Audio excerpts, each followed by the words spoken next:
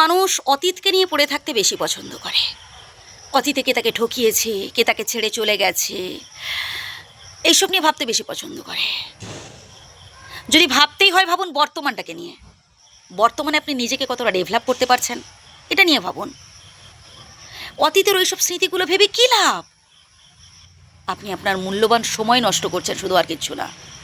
আর এই সংসারে আপনি মানুষের জন্য কতটুকুন কি করতে পেরেছেন এটা ভাববে সবাই, এটা মনে রাখবে সবাই।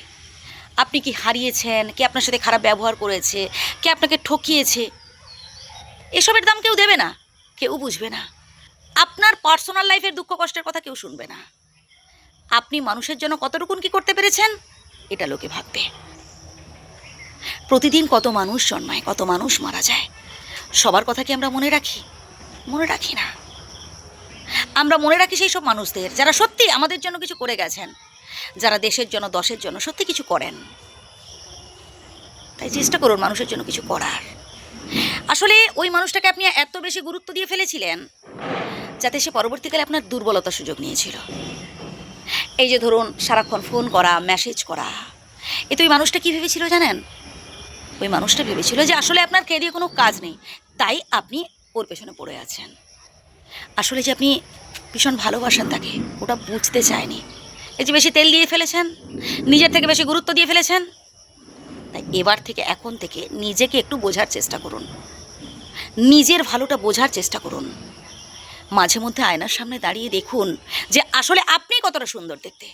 যতক্ষণ আপনি নিজেকে গুরুত্ব দিচ্ছেন, এই সংসারে কেউ আপনাকে বুঝবে না, কেউ আপনাকে গুরুত্ব দেবে না। আপনি 10টা টাকা রোজগার করতে পারলে তবেই কিন্তু আপনি অপরকে সেখান থেকে 2 টাকা দিতে পারবেন। কিন্তু আপনার মধ্যে যদি সেই ট্যালেন্ট না থাকে, আপনার মধ্যে যদি সেই সামর্থ্য না থাকে, তো আপনি মানুষের জন্য কিছু করতেই পারবেন না। আপনি অপরের জন্য কী করতে পারবেন যদি আপনার মধ্যে সেই ক্ষমতা না থাকে? তাই সর্বপ্রথম স্বনির্ভর হওয়ার চেষ্টা করুন। আর এর জন্য দরকার অপেক্ষা, ধৈর্য এবং শক্তি। যে শক্তিটা হচ্ছে মানসিক শক্তি ভাই। নানান লোক থাকবে যারা আপনাকে ডিমোটিভেট করার চেষ্টা করবে, নানান মানুষ থাকবে যারা পদে পদে আপনাকে অপমানিত করবে, যারা পদে পদে আপনাকে বাধা দেওয়ার চেষ্টা করবে। কিন্তু আপনাকে লক্ষ্য স্থির রেখে সামনের দিকে এগিয়ে যেতে হবে। মনে রাখবেন, আপনি একাই 100, আপনার দ্বারাই সম্ভব। আমার দ্বারা হবে না, আমি পারবো না, এই নেগেটিভ পয়েন্টগুলো বাদ দেন, পজিটিভ চিন্তা করুন।